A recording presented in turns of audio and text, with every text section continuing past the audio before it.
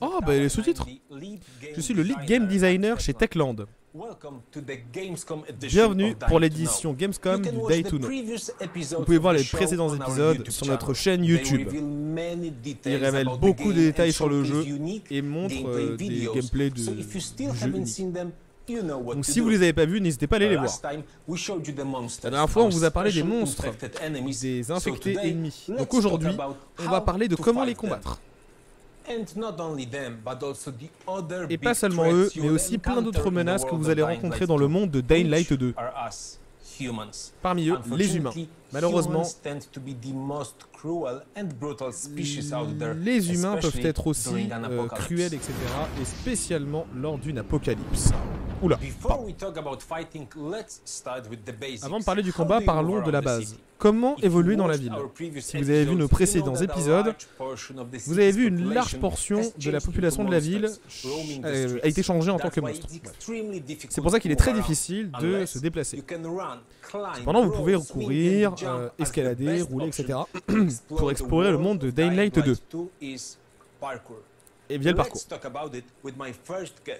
Premier invité, le Senior Game Programmeur. Il s'appelle Casper. Oui. Qu'est-ce que vous pouvez dire aux viewers de la Gamescom? On est très excités pour les joueurs. Une liberté de mouvement. Même le building le plus haut n'est pas un obstacle à présent. Le parcours est vraiment un outil pour vous aider à aller plus haut. Tous ceux qui sont familiers à Dying Light 1 seront un peu surpris. Parce qu'on a pris tous les retours et on a beaucoup appris par rapport au parcours de Dying Light 1 et on a tout recommencé à zéro. De la perspective, et je pense de votre perspective, créer des mouvements réalistes en vue FPS est très compliqué. On a passé beaucoup de temps avec les ressources, etc. Comment vous vous sentez par rapport à ça, Casper? Évidemment, le but c'est vraiment de donner l'impression aux joueurs qu'il a vraiment un corps, c'est pas uniquement une tête volante. Which is a person who professionally does parkour. It's all thanks to dozens or even hundreds of new animations. It's especially visible with ropes, pipelines, monkey bars, etc. With the increased number of animations, players can almost physically. Donc en gros, grâce avec toute la juxtaposition de ces animations, vous allez vraiment sentir chaque élément du parcours, comme si vous étiez présent dans le jeu, quoi. C'est simple aussi pour tout le monde. Et vous pouvez apprendre de nouvelles choses avec le parcours.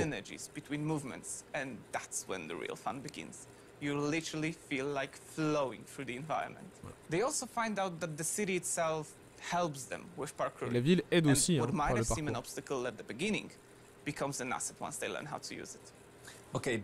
Mais le parcours peut être plus que juste traverser la ville. Dans Dying Light 2, le parcours sert aussi pour le combat. Par exemple, là on peut utiliser des éléments de parcours pour combattre des ennemis, pour leur sauter par-dessus, pour donner des high kicks, des coups de pied en l'air, etc. C'est un combat qui semble plus acrobatique, on va dire. C'est David Bell qui a participé à la motion capture. Oui, exactement. Merci de nous avoir expliqué comment le système de parcours fonctionne. Et on a hâte de voir les gens en action, etc. Ok. Comment vous pouvez utiliser le parcours, pas uniquement pour traverser, mais aussi pour le combat. Ils vont en parler. Et en parlant de combat, mon prochain invité est Matt Courtois, Lead Technical Gameplay Animator. Matt Courtois. Matt, ça va? Ça va, merci. Il parle français. I would like to start with something that was quite difficult for us, if you remember, at the very beginning of the project. How to present melee combat in first-person perspective. Comment on fait le combat de mêlée avec la première personne? Creating satisfying melee combat from a first-person perspective, that's a real challenge. Le vrai challenge, c'est de créer une véritable sensation de combat de mêlée à la première personne. Donc ça prend beaucoup de temps à créer. On a la sensation d'avoir créé quelque chose de spécial. On est très excité de faire découvrir aux joueurs, de voir comment est-ce que les joueurs vont réagir. Qu'est-ce que vous pensez que les joueurs sont excités par quelque chose et vous pensez que c'est quoi? Ils ont créé beaucoup de choses, d'éléments immersifs. Ça s'appelle les progressive hit reactions. Donc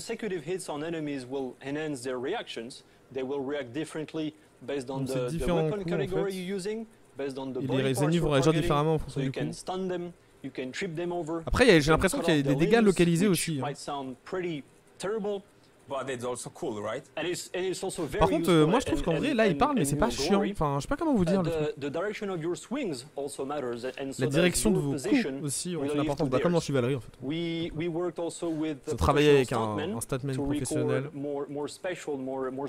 Ok, des réactions, That was mostly for parkour combat, but also generally speaking to highlight players' power and to convey as much satisfaction as possible. And I think it's safe to say that immersion is very important in the world of Dying Light 2. It's post-apocalypse, so it's very brutal and very demanding.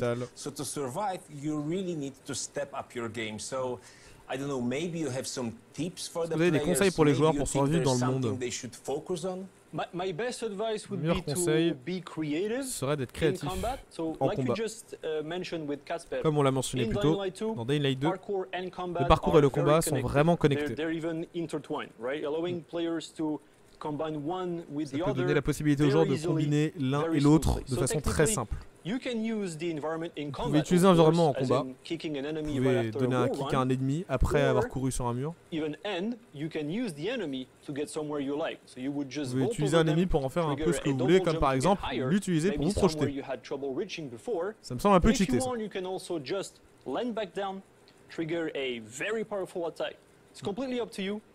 C'est à vous en gros de créer votre style et aussi utiliser l'univers pour vous. Et la meilleure arme c'est le combat créatif. Merci d'avoir partagé tous ces détails et merci de nous avoir rejoints. Moi je trouve le format cool hein, perso, après je sais pas vous. 3000 animations de sauts et de mouvements de parcours. Wow. Peuvent être mixés et combinés. Donc chaque joueur pourra trouver sa propre voie pour survivre dans la ville. Un nouveau trailer de gameplay. Mais d'abord... techlandgg.com, il y a un cadeau. Ceux qui ont déjà exploré l'univers de Dying Light 1, on a un unique item de Brilliant Hammer. Bon, c'est une nouvelle arme. Une arme de Dying Light 2 que vous pouvez utiliser dans Dying Light 1. Donc, vous pouvez aller sur le site de Techland pour le réclamer. Il y a des posters et des wallpapers aussi. Une tenue nouvelle pour Aiden. Donc il faudra aller sur le site. Mais pas tout de suite, parce que là maintenant, il est temps de voir le nouveau trailer de gameplay. Le voici. Sometimes I wonder what this city looked like before all this. Probably like many others. People had their ambitions, plans, lives. Now it's all gone. The virus started it, but it was the people who made the world the way it is. This city, Villador. They tell me they had a vision. They had hope. And soon, one vision broke into many different ones.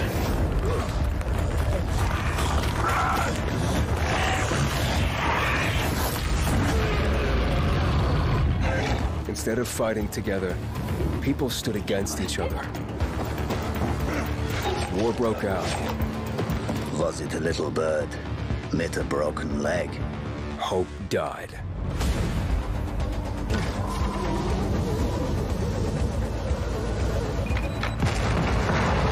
Now the city is falling. Each time we strike down an enemy, we absorb their strength. Vous confirmez un truc, on est d'accord qu'on l'a déjà vu. Parce que ça je m'en souviens. On l'a même posté sur la chaîne d'ailleurs. Ok. On l'avait déjà vu. Je me disais, je deviens fou en fait. Chaîne traîne de câbler, genre. La commu ici, Alex, on les appelle les... Il n'y a pas de nom d'ailleurs.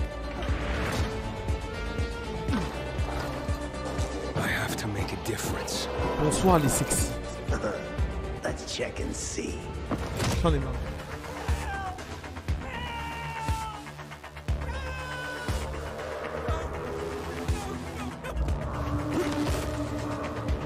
They say that great change is a series of small gestures. How about this series?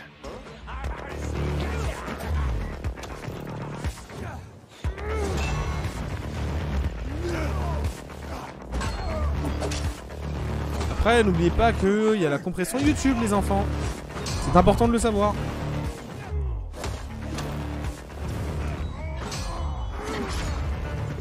Normal, faut pas attendre une claque graphique, les enfants, c'est un jeu cross-gen. Éditeur tiers. Évidemment, le trailer montrait de nouveaux outils de destruction.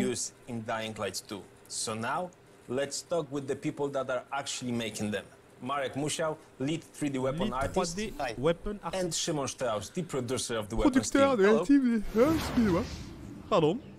Ça devait pas arriver. The first question, maybe to Marek, is Marek, can you explain how we as a team have approached the process of creating weapons? Comment l'équipe a approché le processus de création des armes dans Dying Light 2? On voulait rendre les armes crédibles. Ça fait un moment depuis l'apocalypse. Et beaucoup de choses peuvent être lootées. Il n'y a pas de magasin pour acheter des armes. Vous devez fabriquer votre équipement avec ce que vous trouvez. Donc il y a un design unique pour les armes.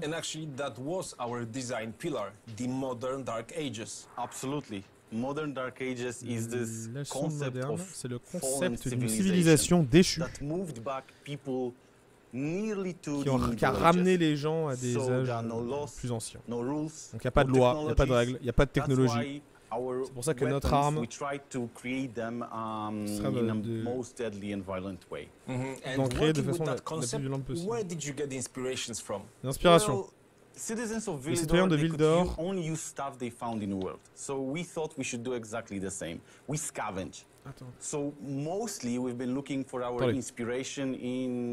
stores selling agricultural, construction, military tools.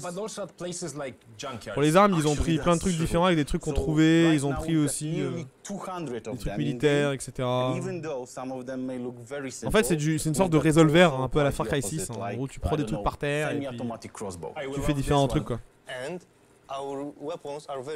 Et visuellement aussi, les armes sont très diverses. You can tell where the maker found the parts. At a military base, a museum, a repair garage. Exactly. It's exactly like that in the game. When you pick the weapon, you instantly realize if it was cobbled together in a street or maybe made by factions where they have access to welding and Avec une arme, on peut directement voir si elle a été faite dans la rue, modélisée, enfin avec du loot, rafistolé, ou si elle appartient à une faction. Elles sont très reconnaissables. Donc on peut l'améliorer. Ça s'appelle le modding. Donc, il y a plusieurs types de modes. Des modes de défense. Donc, des modes offensifs. Qui améliorent aussi la portée des coups. But in December, you'll all be able to add an effect to your favorite weapons such as fire, freeze, electricity. La glace, le feu, l'électricité. On peut rajouter différents trucs.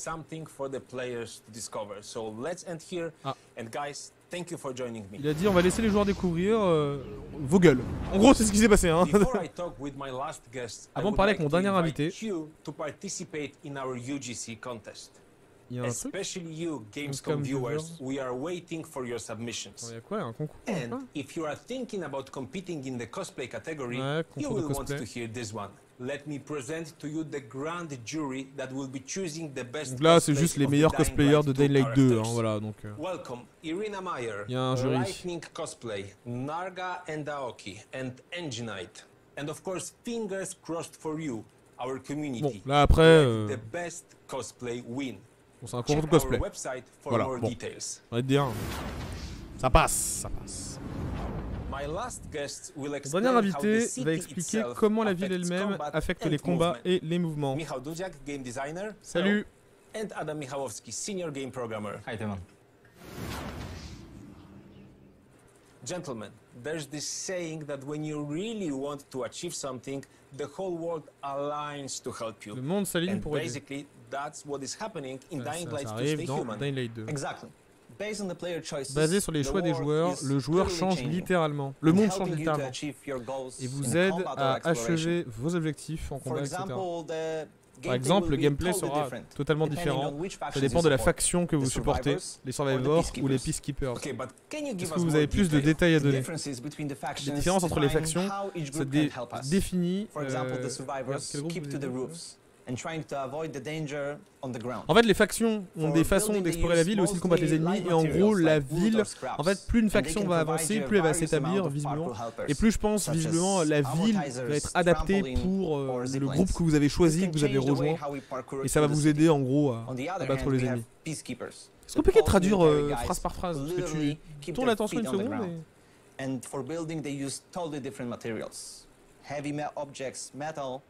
or even in explosives. And this can give you a new combat opportunities like car bombs, heavy traps, or even a new type of a ranged weapon.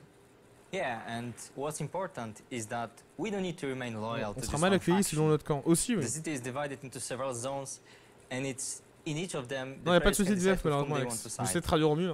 So while progressing through the storyline, you're able to shape the world to fit your vision and needs. Donc au fur et à mesure que vous évoluerez dans le monde en gros, pourra être fait selon votre vision, votre point de vue, vos choix, quoi, visiblement. C'est quoi les autres différences? Les monstres attaquent plus souvent en groupe. Ils prennent l'avantage avec le nombre. Et pour vous défendre, monsters don't use special tactics, but it doesn't mean they are easy. They push forward, so you have to be clever to avoid getting cornered. Il faudra vraiment user de tactiques, vraiment, et être très stratégique pour combattre les monstres qui chassent en meute, visiblement. Et par rapport aux autres humains. They use increasingly more complex behaviors. As the game progresses, defeating human enemies and monsters will become more and more challenging. En fait, au fur et à mesure du jeu, combattre des monstres et des humains sera de plus en plus difficile. Cependant, contrairement aux monstres qui eux chassent en meute et qui sont bestiaux, les humains eux ils vont collaborer entre eux pour essayer de nous battre. Et il va falloir vraiment redoubler de créativité mais aussi de tactique pour les vaincre. But all of that sounds very juicy. So let's end here, guys. Thank you for joining me. On va s'arrêter ici. Très bien. Il aime mieux leur dire ta gueule hein, quand même, hein, j'ai remarqué. C'est presque tout pour aujourd'hui. Vous en avez appris beaucoup par rapport au combat et au parcours. On vous a montré que le parcours n'est pas juste un élément d'exploration, mais un élément important du combat. Vous avez découvert quelques armes, etc.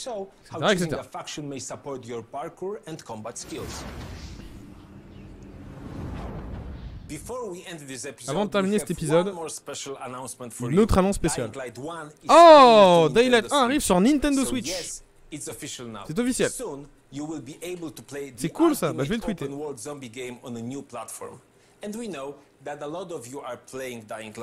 In June alone, the game was played by close to 2 million gamers. 2 millions de joueurs.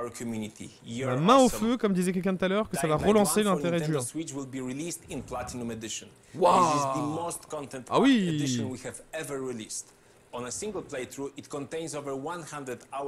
y a tout là, 100 heures de gameplay.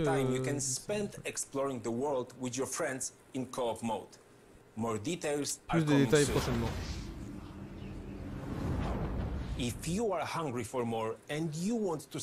Ok.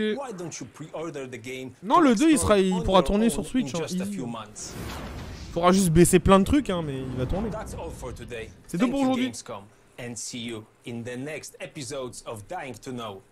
voit au prochain épisode de Dying to Know. Je vais juste couper le flux non commenté, j'arrive tout de suite. We need to take a super short break, but you definitely don't want to go anywhere because coming up next is Awesome Indies, a celebration of some of the coolest, weirdest, and most ambitious new games from independent developers. Bon, alors, malheureusement, il n'y aura pas d'after show parce qu'il est 20h30 et que je dois m'éclipser les enfants. Je dois rentrer chez moi. Qu'est-ce que vous avez pensé de cette petite prise de parole du côté de Techland, du coup? Votre note sur 10 pour ce Die to Know épisode 3. Dites-moi, n'hésitez pas à bombarder un peu, à dire un peu ce que vous en avez pensé. Je vous lis quelques instants, ensuite je vais devoir y aller. Allez hop, on va chercher le marteau sur le site. Ouais, effectivement, du coup, nouvel item, ça peut être sympa. Ça peut être sympa. 22, quoi? 4, 3 sur 10, 5, vodka sur 10, 3,6 sur 10, pas ouf, 6 sur 10, rien de neuf, 1, 7. Momo à la nuit est toujours aussi importante comme dans le premier. Visiblement, oui, hein. Visiblement, tout aussi importante. 4, 3, aucun gameplay. C'est vrai qu'on a rien de nouveau au niveau gameplay. Hein. On a juste eu un trailer. Sans plus. On n'a rien appris. 6, effectivement. Moi, de mon avis, je dirais que c'est un 6 parce que... En fait, j'ai pas la sensation qu'on en ressort grandi, qu'on a appris beaucoup plus de choses. Manifestement, donc... Ouais, enfin, c'est cool par rapport au parcours, c'est vrai. C'est cool qu'on apprenne aussi que c'est un élément à utiliser pour le combat. Mais pour la Gamescom, peut-être que j'attendais plus. Et surtout qu'aussi, j'aimerais bien qu'on sache si un jour on va avoir du nouveau sur la coop. Et je pense qu'ils l'aborderont plus tard. Mais voilà. C'était tout juste moyen, c'était passable, c'était pas horrible. Hein. Moi j'aime bien ce format parce qu'il est très court.